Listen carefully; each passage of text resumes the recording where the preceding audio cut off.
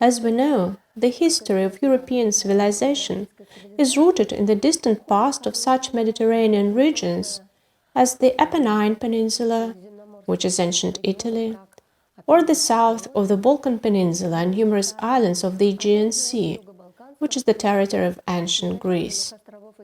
The great art of ancient Hellas, or ancient Greece, art of the Roman Empire, are constantly in the center of scholarly attention and discussions. However, the history of their daily life rarely becomes a subject of special attention. There are less publications, less debates on the subject, though it actually is equally interesting and equally important.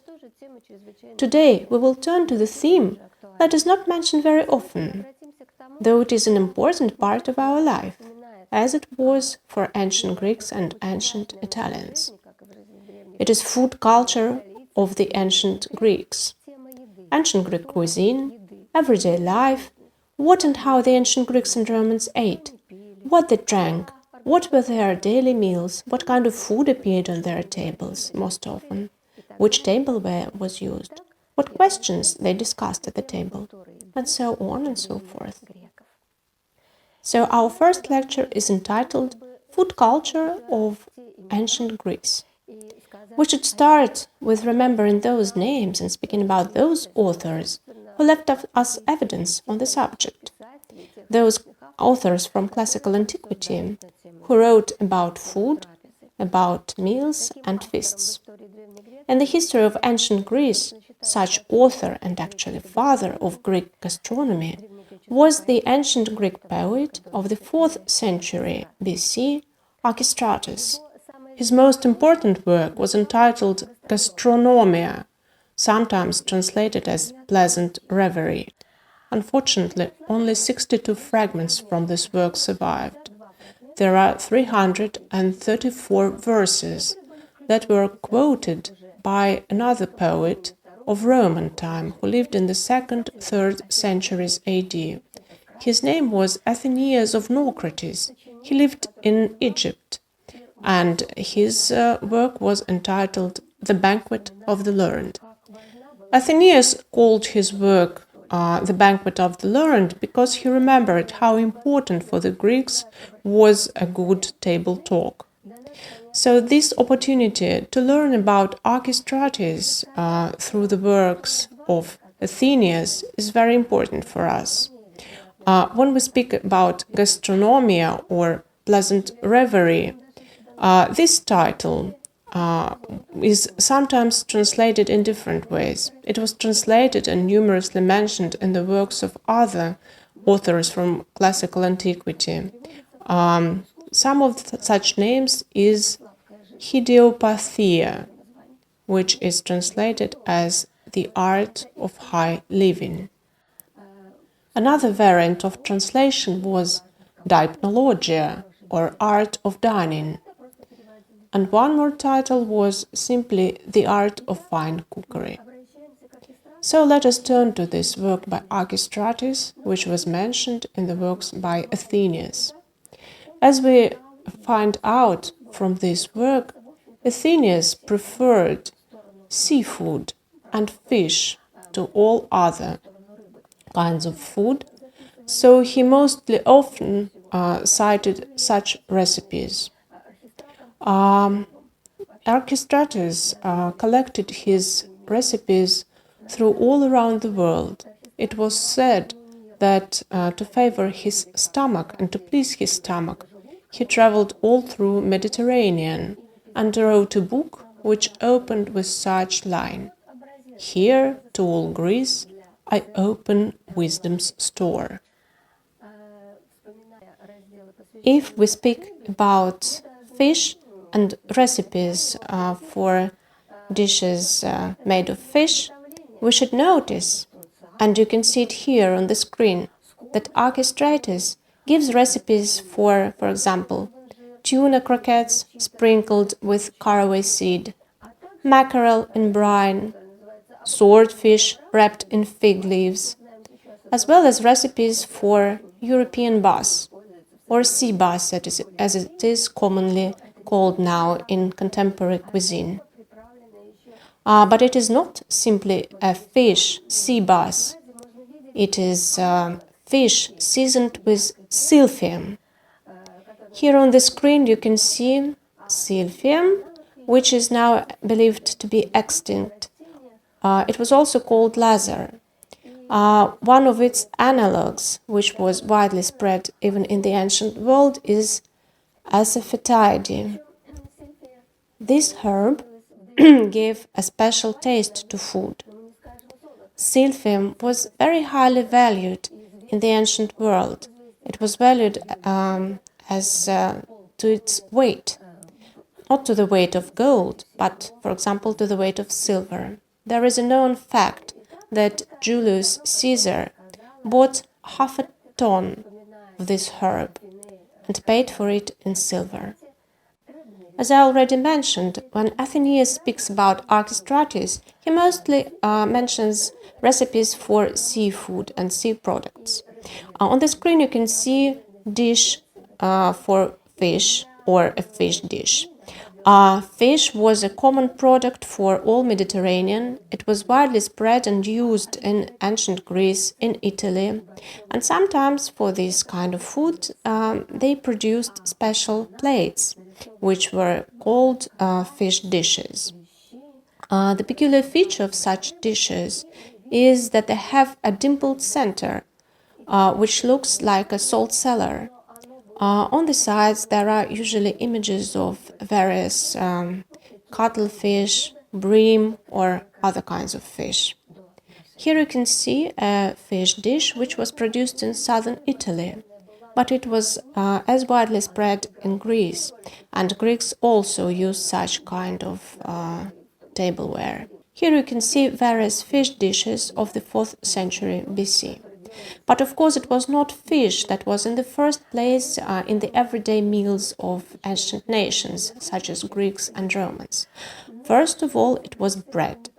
Here on the screen you can see bread, and flat bread was made of wheat and barley. Of course, barley bread was more coarse than wheat, but wheat was not as common as barley because there were not so many fertile soils in Greece. Sometimes they even had to import grain from faraway lands. The export of local grain was even prohibited. While barley was grown everywhere, it was used very widely. Usually they made flatbread from it. There is a myth that tells that grain, and in general, and wheat especially, was given to the Greeks as many other things that they possessed by the gods. The myth tells that the goddess of fertility and agriculture, Demeter, sent a youth called Triptolemus to the people and gave him sheaves of wheat. Here you can see such votive relief or dedicative relief, which depicts goddess of fertility, Demeter, her daughter, goddess Persephone, and between them you can see Triptolemus, to whom Demeter is giving sheaves of wheat. For us, it is an important historic and artistic document because it is a beautiful Attic work of the 5th century BC. It is made of local Pentelic marble. It is a relief which is currently stored in the National Archaeological Museum in Athens. The second important component, which was very important in the meals of ancient Greeks, apart from bread, was olive oil. Olive oil, like bread, was given to the people by gods. And here we again turn to Greek mythology. We need to remember that olive tree was given to the Greeks by goddess Athena. She not only gave them this tree and this oil, it was the citizens of Athens, or people who inhabited Attica, where Athens are actually situated, who selected this gift from the goddess. There was a contest for the richest area of Greece, Attica, between two gods, between Athena, the beloved daughter of Zeus, and Poseidon, god of seas. Athenians selected among the gifts offered by the two gods. Athena offered the olive tree, while Poseidon struck the ground with his trident and gave water a spring, but it was a spring of salt water, not fresh water. And of course, Athenians selected the gift from Athena. They were so grateful to the goddess that would often remember this myth and would very often turn to it when creating great works of art. For example, here you can see Parthenon, a temple which was dedicated to goddess Athena, Athena Parthenos, or Athena the Virgin. It stood on the Acropolis of Athens, and it was built in the 5th century BC. This temple was decorated with wonderful sculptures. For example, on the western pediment, there was a scene of dispute between Athena and Poseidon. This scene was variously and numerously repeated on different works of art. For example, here on this hydra, this vase from the collection of the State Hermitage Museum, you can see a scene which can be traced back to the artwork of great Phidias. In the center we can see two figures, Athena with olive tree behind her and Poseidon with a trident, who are currently having a dispute for who would be the patron of Attica. So olive tree and olives and olive oil were gifts from goddess Athena to Greeks. Olive oil played a very important role in life of ancient Greeks. It actually accompanied them in all aspects of their everyday life. For example, oil was used as food. Of course, it was called pressed virgin oil. Also, virgin oil from the first pressing was used to polish marble, to cover marble statues. It is well known that some sculptural artworks were polished in such way. Oil was a great reward. Olive oil would be a prize in various competitions. For example, Olympic winners would use this oil for their own purposes connected with their sports. Here we can see a sculpture which was created in the 4th century BC by the great sculptor Lysippus. It is called Epoxyamenes, which can be translated as the scraper or athlete cleaning his body after physical training in palestra. The training of the athletes, their exercises were often carried out in the open grounds, which were called palestra, and to protect their bodies from excessive dirt, they would cover their bodies with a thin layer of olive oil, and after trainings they would clean it off, scrape it off with a special scraper, which was called strigil.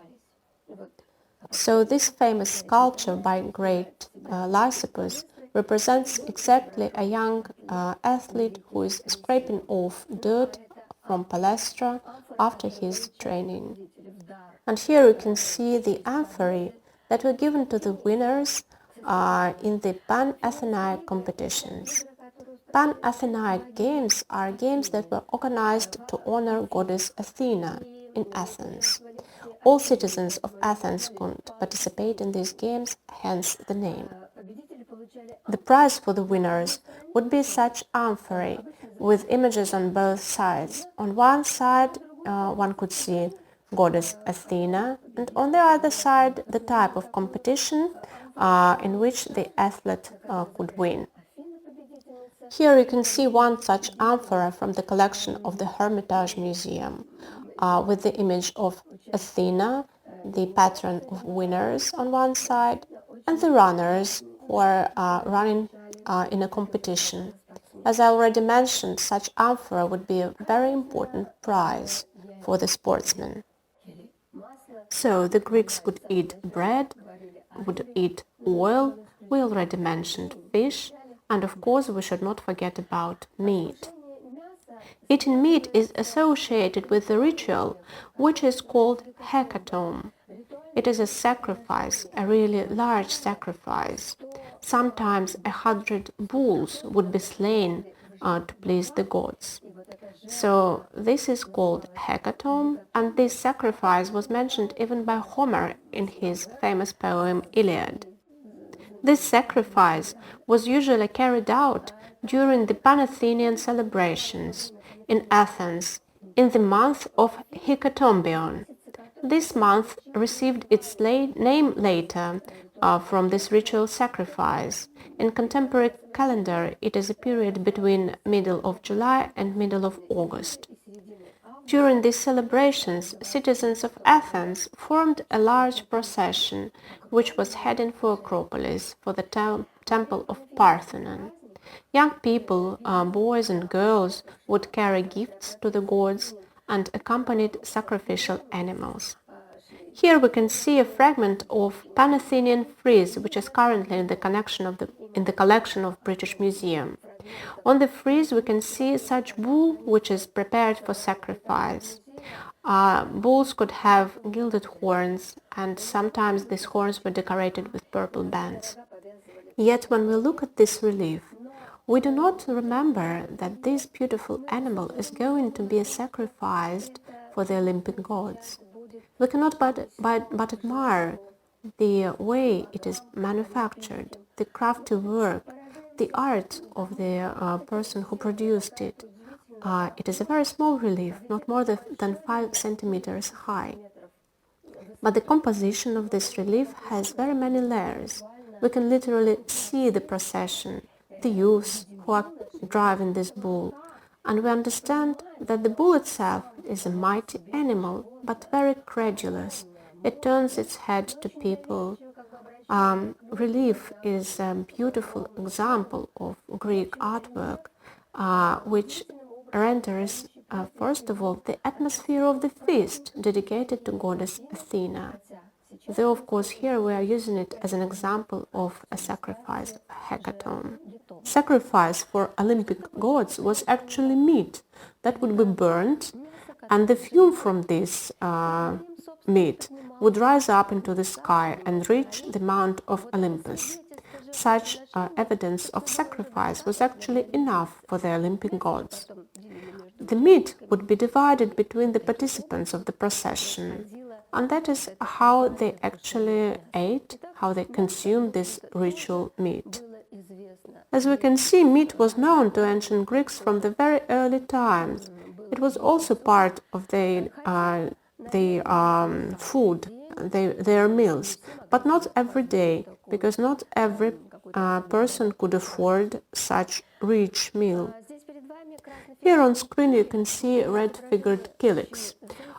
Here we can see depicted a man with a hare and a dog, because we need to remember that ancient Greeks would also eat various kinds of game.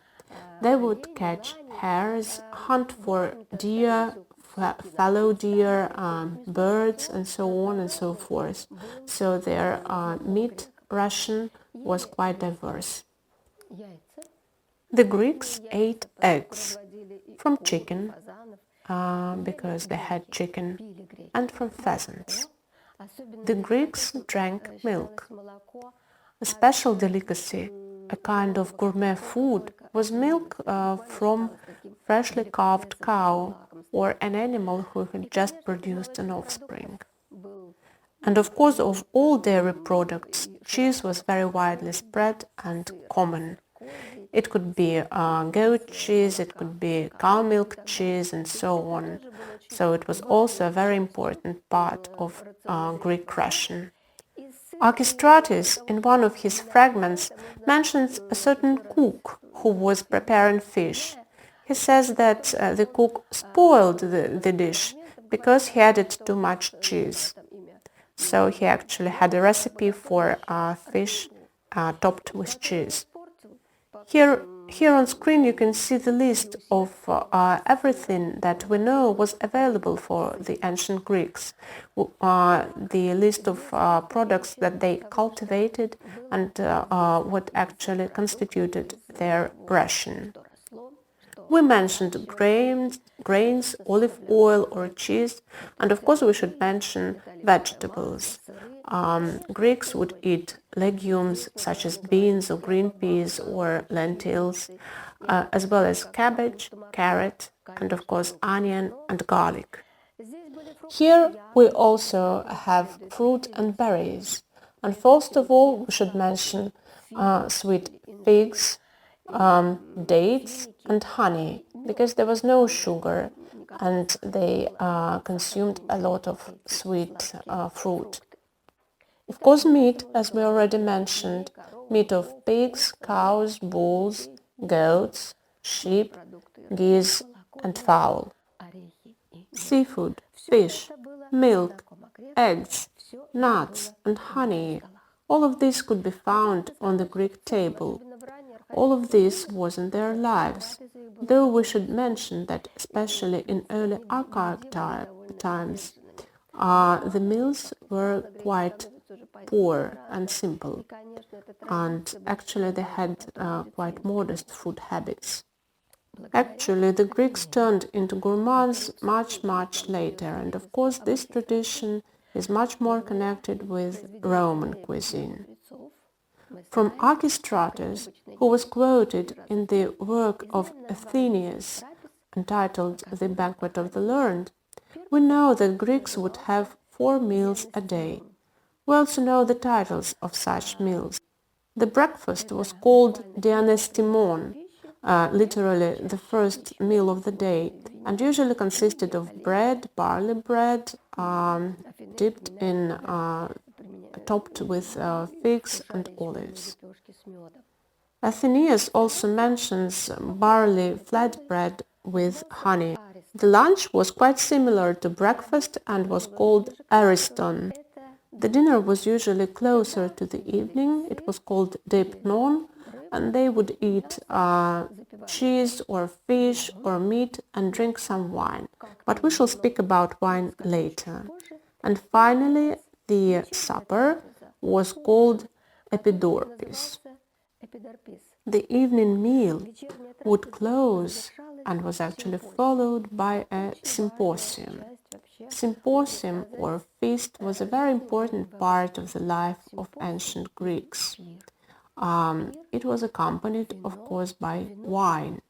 Wine was given to the people by the gods, again, and particularly by the god of wine and winemaking, Dionysus. Here on screen you can see a statue of Dionysus holding a wine grape in his hand. It is a statue from the collection of the Hermitage Museum, and it was made by a Roman master following the Greek original of the 4th century BC. The divine gift of wine grape is ascribed to Dionysus.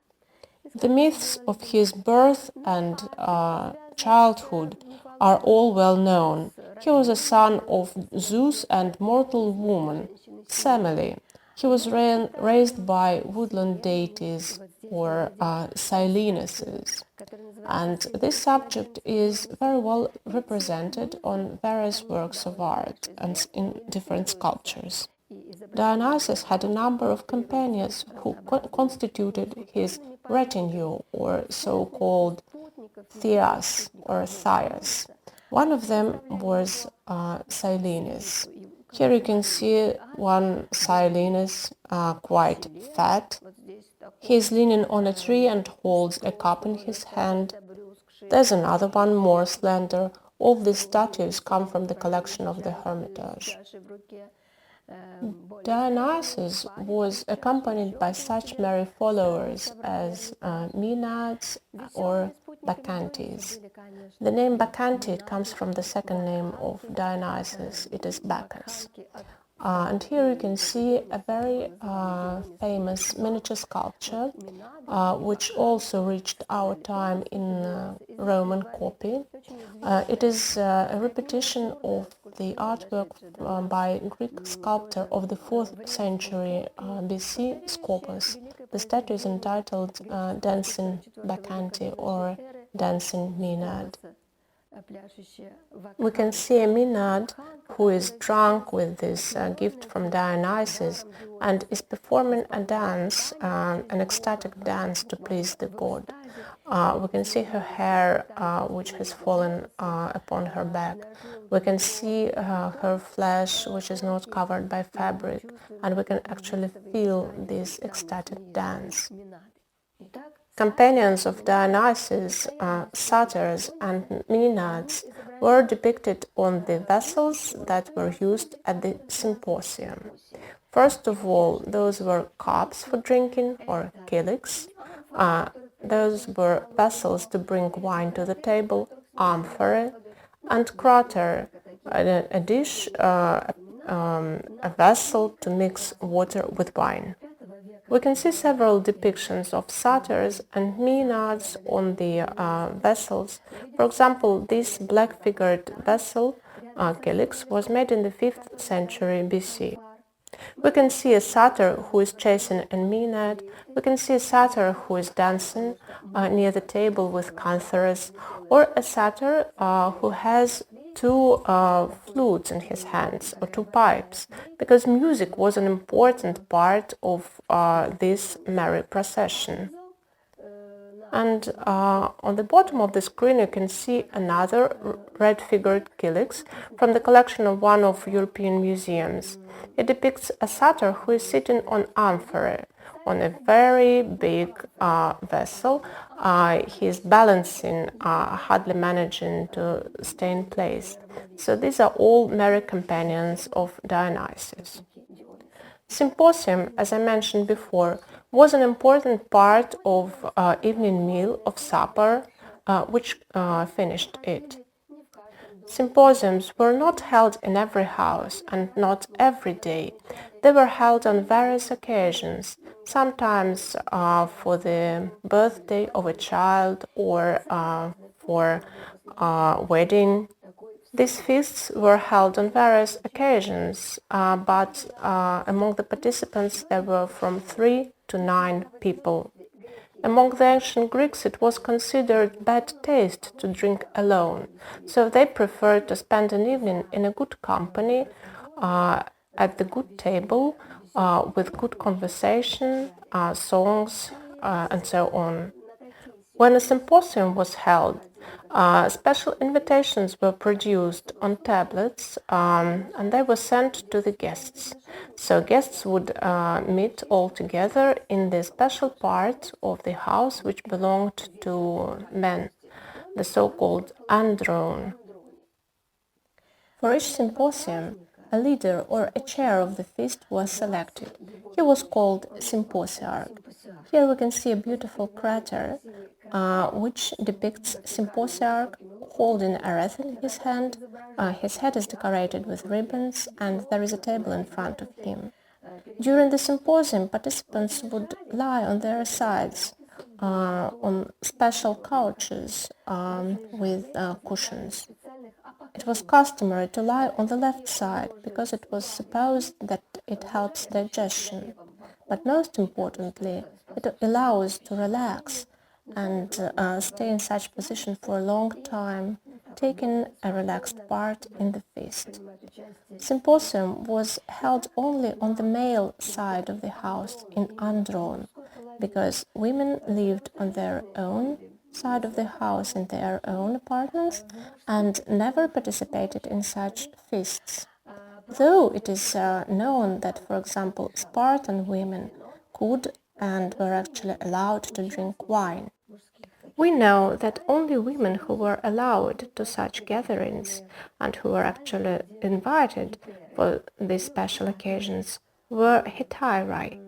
A hetaira was a girl who was pleasing, who knew how to entertain men, make them laugh, who could also talk wisely, play musical instruments, quote poems, and so on and so forth. So actually, hetairi made a merry company for those who gathered for a symposium. Ancient Greek author, philosopher Plutarch, whose possible portrait we can see here, is primarily known for his work Parallel Lives, biographies of illustrious Greeks and Romans. But he also has one more interesting piece, which is entitled Table Talk. Symposium is not only a pleasant gathering and pastime.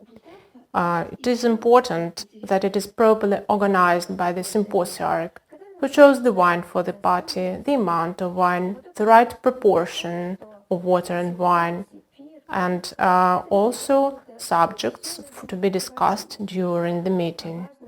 From Plutarch's work, we know some of the themes that were discussed at the table. Several themes were quite interesting, such as, is it allowable to philosophize at the table? Which was the first, the bird or the egg? Which is better digested and is more easily digested? Different sorts of food or a single dish fed at once? How many guests should a man invite for the supper? Should the flute girls be admitted to a feast? That is strange, because flute girls almost always were not only admitted but invited for a symposium.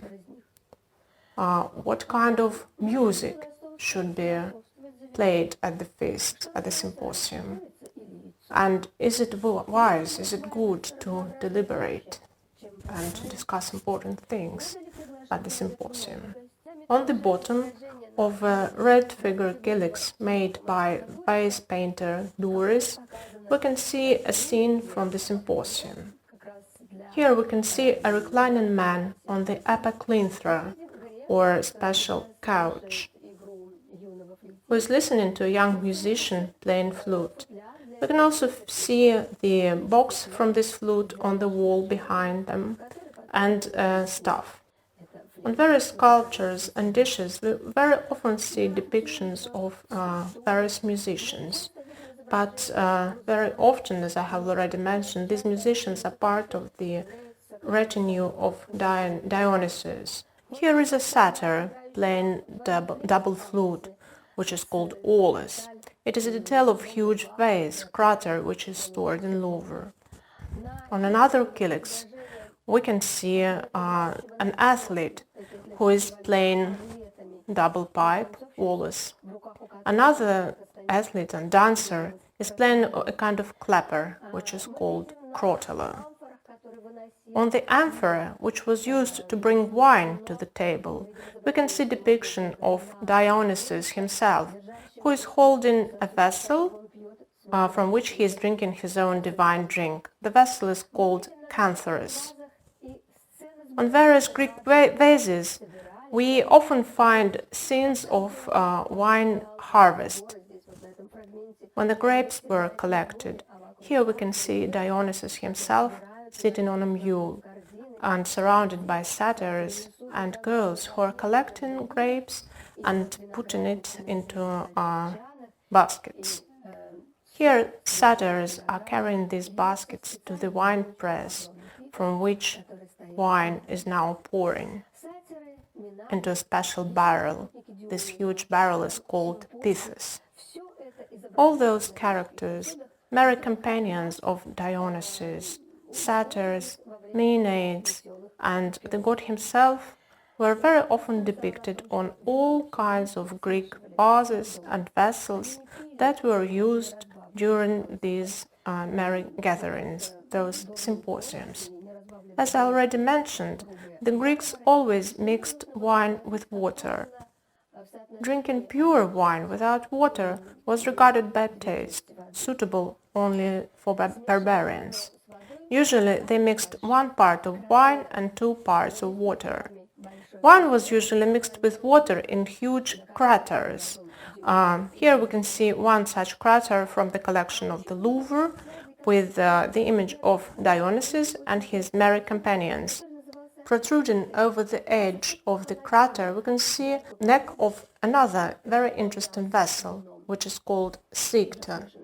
Sicter was a kind of wine cooler. When it was very hot, it would be filled with wine, already mixed with water, and then placed into a larger crater for cooling. From those large craters, wine would be later poured into another vessels for drinking. Craters had many various forms. These are really large vases, up to 60 centimeters high, attributed by the scholars to different types. For example, some craters would have such handles shaped as columns. And you can see here a crater which is called a column crater. Another one is a bell crater. Another popular form was calyx crater with such peculiar handles. As I mentioned, wine was poured into cups with the help of dippers. They were made of bronze or even silver, and they were very convenient to use. Here you can see images of such dippers, as well as the sector itself. This bronze wine cooler comes from the collection of the Metropolitan Museum in New York. In the collection of the Hermitage, there are also several ceramic sectors made of clay. Elegant cantharis was another cup used to pour wine. On this cantharis you can see Dionysus, and it comes from the collection of the Louvre. Another interesting vessel, interesting for its form and for its painting, was Dinas. Here you can see Dinas from the collection of John Paul Getty Museum in California. As you can see, it is decorated from the inner side with boats. When Dinas was full, those boats looked as if they were floating in the sea. We can very well imagine the sea of the color of wine. Exactly this epithet, dark wine dark sea, was used by Homer in his poem Odyssey. Dinas usually wouldn't stand on its own. That's why Greeks made such stands for this kind of vessel, as you can see in the picture here. In the Hermitage collection there is one Dinas which can stand. It is dated 6th century BC, and it is also decorated with boats. And this one is Cyphus, a relatively small drinking cup. Image on this red-figured Cyphus is interesting. Here you can see two youths, cup-bearers, on both sides of a large crater. From this crater, one of the cup-bearers is drawing wine with the help of oenokoi, a special jug. Later he will fill up the calyx that is being held by another cup-bearer in the right hand, while in his left hand he is holding another cup, Cyphus. And here we can see gods. We can see daughter of Demeter, Persephone, and Hades or Aedes, her husband, in the underworld. This may be a mythological scene, but its participants look exactly like the participants of the Symposium, and very well render the atmosphere of this event, pleasant, refined conversation in the presence of hetairai. Though these are definitely gods, Persephone and Hades, but during the Symposium, not the wife, but only a hetairai could sit near the man at his legs, taking part in the feast. From the vast amount of pottery that has come to our days from ancient Greece, several pieces from the vast amount of the Greek painted vases are considered the masterpieces of world art. Such is this calyx with Dionysus in the boat. It is signed by Exekias. Here you can see a fragment of this piece, which refers us to the myth. It refers us to the myth, one of the myths about Dionysus, when he was kidnapped by the Etruscan pirates. They wanted to sell him into slavery, but he confused their minds. Suddenly, wine grew on the mast of the boat. Pirates, afraid of the sight, jumped into the sea and were turned into dolphins. We can see the figure of Dionysus reclining We can see dolphins swimming in the sea. And when we look at this drawing, we suddenly forget that this is a wine cup, that this is clay. We start to believe that this is a real boat sailing in the wine dark sea. We can actually feel the wind in the sails. The drawing itself is so vivid that we forget that it is simply a vase for wine. When the person drank wine from such kiliks, he would cover his face. On the outside of the kiliks, there sometimes was this peculiar ornament, an apotropaic image of eyes. This image, this drawing, was used to ward off evil eye, as you can see here at the photo, where there is a reconstruction of the scene of wine drinking. Acrylics could be of different shapes and with different designs. In the end of the 5th century BC, kilikis without any design were produced. They were coated with something that we often call black glaze or black lacquer. But it is not actually a lacquer, a contemporary lacquer. It is a paint which was made of clay. They simply added more minerals into it, such as ferrum oxides, for example. Kilikis could be made of metal, of silver, and you can see one from the collection of the Hermitage Museum, which was discovered at the Taman Peninsula. It was made in the 6th century BC. There was a whole series of such kilikis, gilded and engraved with different images. A symposium was a merry gathering of different people, usually with the participation of musicians. And here you can see the image of a flute player who is entertaining men at the symposium, who are also playing a very simple game. One of the games that was usually played at the symposium was called kotobos. On the Greek vases we find scenes of not only grape gathering, harvesting, but also such gatherings, such symposia. So another part, a very important part sometimes of such gathering, was a game of skill. Participants had to fling the last drop of wine at a target. They could make a wish, and if the drop hit the target, the wish would come true. Here you can see a man holding his kiliks with one finger and looking at some distant target where he is going to send the last drop. This game would be played very often at the end of the evening, though we should definitely mention that libation, or sparing a drop of wine for the gods, was the beginning of each meal. It was impossible to start something new without remembering the gods and their gifts, without remembering Dionysus, for example. The symposiarch was the person responsible for observing this rule, and a symposium, as a rule, would start with a libation for the god of wine.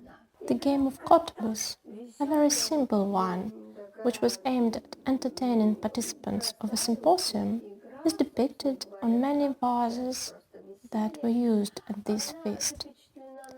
For example, on this sector, a vessel used for cooling the wine. Here you can see 4 hetairai at the feast.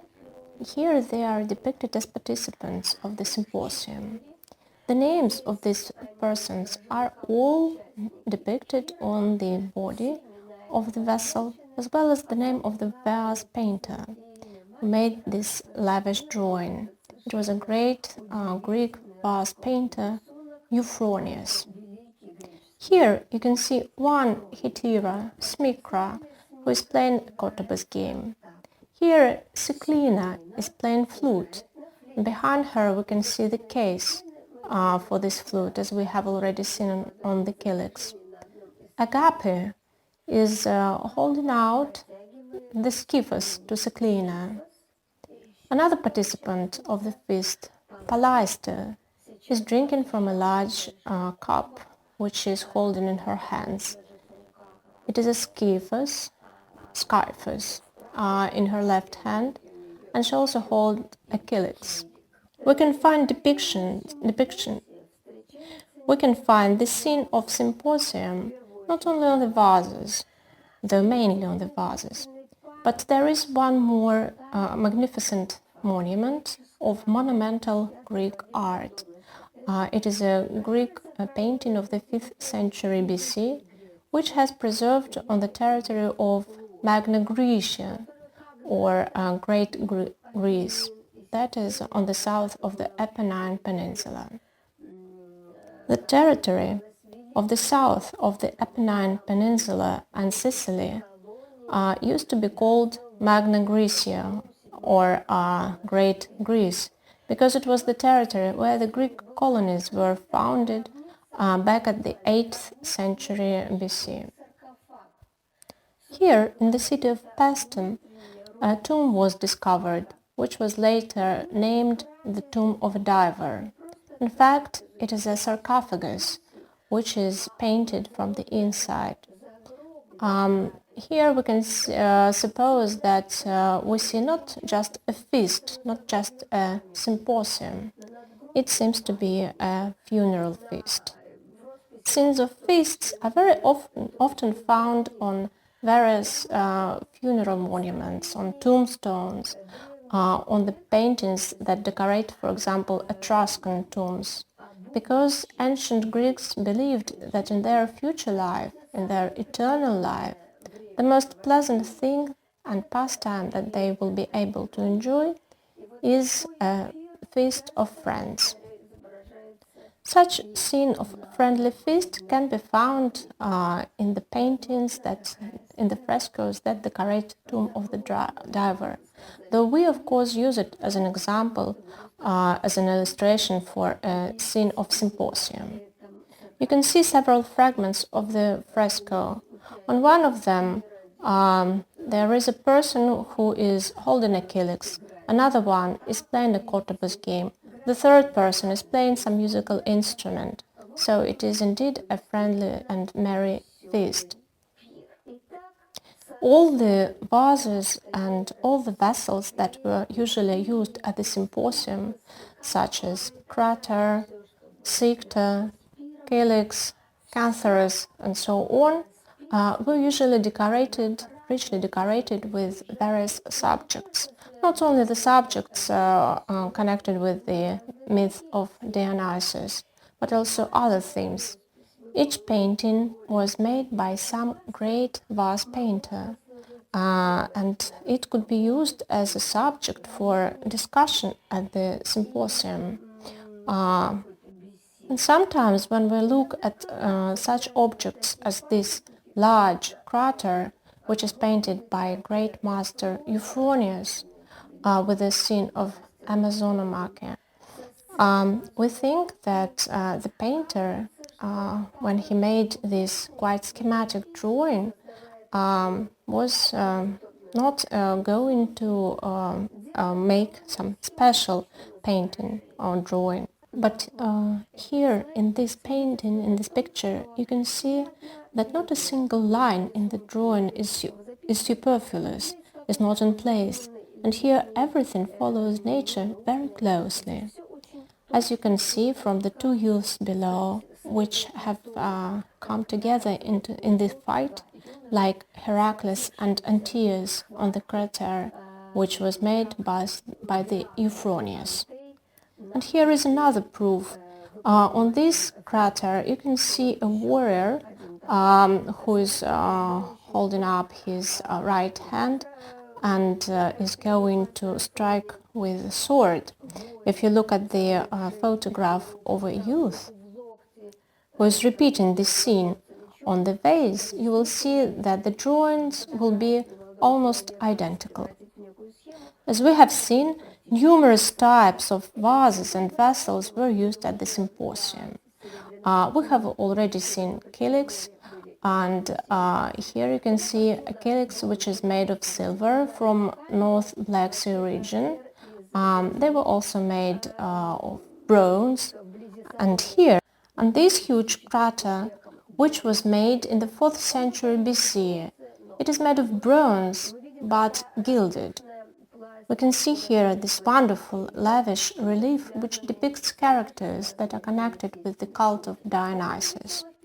During the symposium, participants not only played funny games such as Kotobus, they also saw various surprises.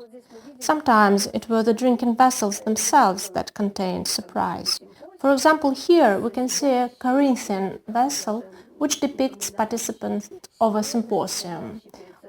Sometimes it even resembles Silenus, who is sitting and holding a large open crater. On the scheme you can see that in fact there are two connected vessels here. One could pour wine into the crater, then close the hole on the top of the vessel and turn it upside down. The wine or the water mixed with wine would pour into the figurine and then suddenly come back into the crater during the feast. Such surprise vessels were another way of entertaining participants of the symposium. Another example is vessels decorated with erotic scenes, such as this one, which you can see, with a detail on the bottom of the vessel, which made it impossible to place it on the table before drinking the full cup of wine. As we have already mentioned, Greeks would drink wine mixed with water. Master of the symposium, or symposiarch, was responsible for keeping everything in place at the meeting and for making everyone behave at the table. Here you can see translation of the poem by the ancient Greek poet Eubolus, who gives a very precise recipe of how to drink wine. Let them 3 parts of wine all duly seasoned, with none of water could preserve their reason.